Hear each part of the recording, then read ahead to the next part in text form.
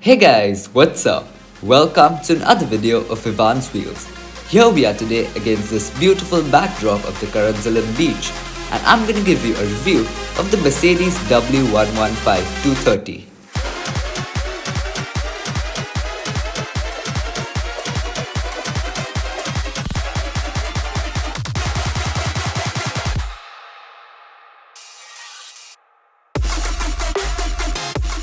The W115 was introduced by Mercedes and was produced between 1968 to 1976 and was positioned as a saloon below the S-Class.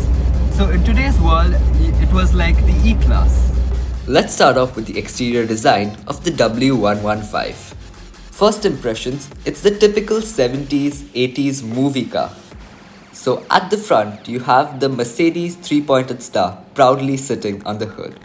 Speaking of the hood, it is absurdly long. Even sitting inside the car, it just stretches for like meters ahead. On the grille, I like the design of it, and you can literally see the radiator fan inside it. Massive fan to cool the engine. There's this nice chrome bumper at the front, which adds to the general retro vibe of the car. The headlights are halogen units, of course, and they're quite large. Now at the side, you get 14-inch rims, and as you can see, you get red hubcaps. Now an interesting thing about the W115 and the W123, the successor of this car, is that on those cars, the wheel trim was matched with the exterior color. So if you had a red car like this one, you'd get red wheel trim. And I mean, how cool is that?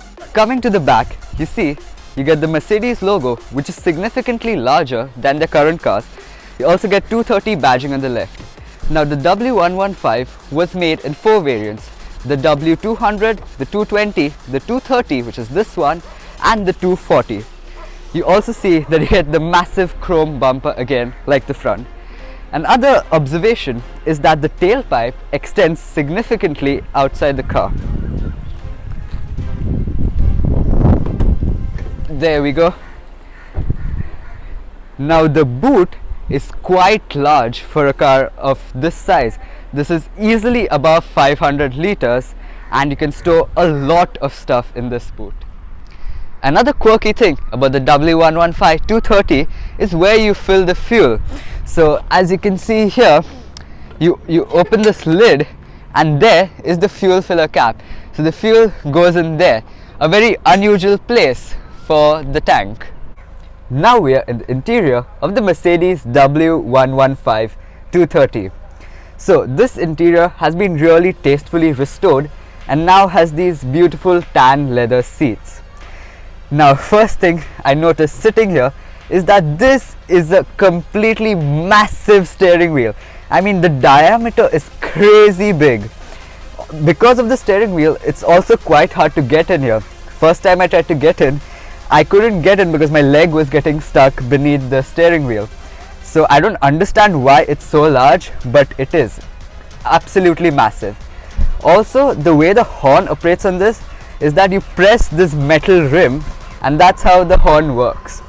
Also, these gauges here are really nice, and they also have the old school retro vibe. Interestingly, the rev counter is a very weird design, and you also get temperature gauges, the fuel tank, and an analog clock. Coming to the dashboard, nothing too interesting here. Just get the aircon vents, the temperature adjustment. Speaking of the aircon, it's surprisingly good. On the dashboard, the owner has also installed this really cool airplane.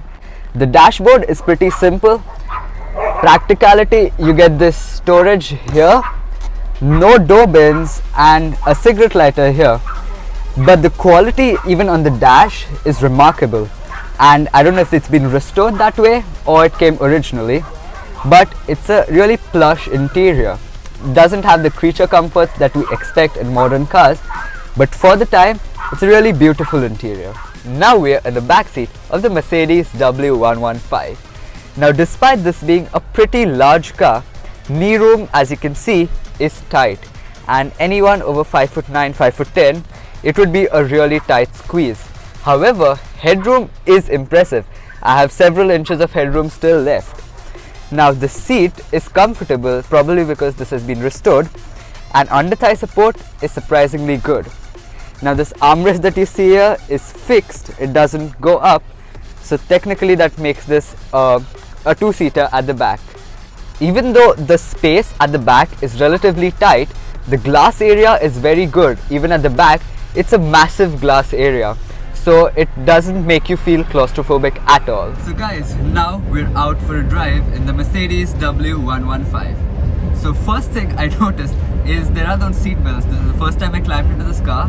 My reflex action was like to grab something here, and then I realized there are no seat belts. Next up, this car is quite old, however the suspension is surprisingly good. It absorbs most of the bumps pretty well and it rarely crashes through bumps, so that's really impressive.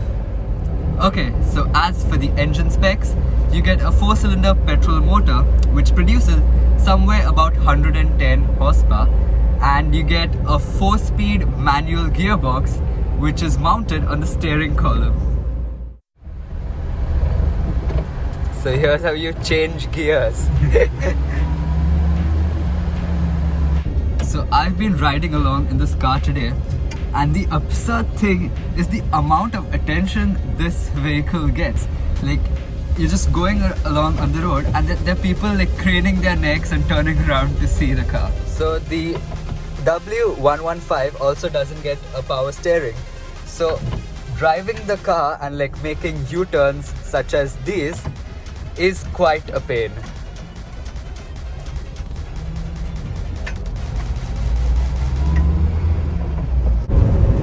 So cars like these objectively may not be good. Like, you know, they're slow, they're unreliable, but the entire thing about a car like this is just the vibe. Now we are cruising along at like 50 kilometers per hour, 60. They're not great speeds, but it's just so much fun. And for people who are like from the 80s, 90s, such car will bring back so many memories. Like even the horn sound, it just, you know, nostalgic even for me, who is much younger than a car like this. But the entire thing about such a car is just the vibe of it and the memories it will bring back for many people. Huge thanks to the owner of this car, Mr. Prasad Keni, for lending us his beauty for a review. And if you like this video, please don't forget to smash the thumbs up button, subscribe to my channel and click on the bell icon to never miss any of my new uploads.